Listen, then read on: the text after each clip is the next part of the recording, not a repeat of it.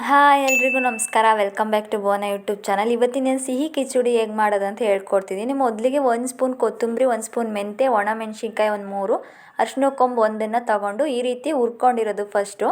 ಅದನ್ನು powder ready ಮಾಡ್ಕೋಬೇಕು. ಈ ರೀತಿಯಾಗಿ ಪೌಡರ್ ಮಾಡ್ಕೊಂಡು 1-2 ಬೆಳ್ಳುಳ್ಳಿ ಹಾಕಿಡ್ಕೋಬೇಕು. ಮತ್ತು ಅಕ್ಕಿನ 1 ಪಾವಷ್ಟು ತೊಳೆದಿಟ್ಕೊಂಡಿರೋದು ಇದಕ್ಕೆ ಆ ಪೌಡ್ರನ್ನ ಆ್ಯಡ್ ಮಾಡ್ತಿರೋದು. ಆ್ಯಡ್ ಮಾಡಿ 4 ಗ್ಲಾಸಷ್ಟು ನೀರು ಹಾಕಿ, ಮತ್ತು ಅರಿಶಿನದ ಎಲೆ ಬರುತ್ತಲ್ಲ, ಅದು ಅರಿಶಿನದ ಎಲೆ ಒಂದು 2-3 ಅರಿಶಿನದ ಎಲೆ ಹಾಕಿ ಒಂದು 4 ಗ್ಲಾಸ್ ನೀರು ಆ್ಯಡ್ ಮಾಡಬೇಕು ಇದ್ರ ಜೊತೆಗೆ. ಆಮೇಲೆ ರುಚಿಗೆ ತಕ್ಕಷ್ಟು ಒಂದು ದಪ್ಪ ಉಪ್ಪು 1 ಸ್ಪೂನ್ ಹಾಕ್ಕೊಂಡಿದ್ದೀವಿ.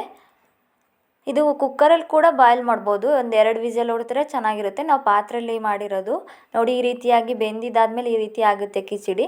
ಇದಕ್ಕೆ ನಾವು ಬೆಲ್ಲದ ಹಾಲು ಅಂತ ಕಾಸ್ಕೊಂಡಿರ್ತೀವಿ. ಬೆಲ್ಲ ಹಾಕಿ ನೀರು ಹಾಕಿ ಸೋಸ್ಕೊಂಡಿರೋದು. ಅದು ಬೆಲ್ಲದ ಹಾಲು, ಹಾಲು ಮತ್ತು ಬಾಳೆಹಣ್ಣು ಇದು 3 ಸೇರಿ ರೆಡಿ ಮಾಡ್ಕೊಂಡ್ರೆ ಕಿಚಡಿ ರೆಡಿ ಆಗುತ್ತೆ. ಊಟ ಮಾಡ್ಬೇಕಾದ್ರೆ ಇದನ್ನೆಲ್ಲ ಮಿಕ್ಸ್ ಮಾಡ್ಕೋಬೇಕು.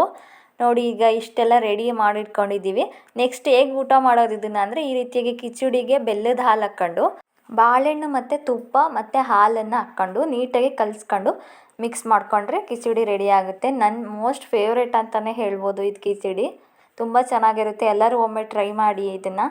ಸ್ವೀಟ್ ಕಿಚಡಿ, ಪೊಂಗಲು ಎಲ್ಲ ಸಿಹಿ ತಿಂಡಿ ಬೇಜಾರಾದಾಗ ಇದೊಂದು ಸರಿ ಟ್ರೈ ಮಾಡಿ, ತುಂಬ ರುಚಿಯಾಗಿ ಅನಿಸುತ್ತೆ.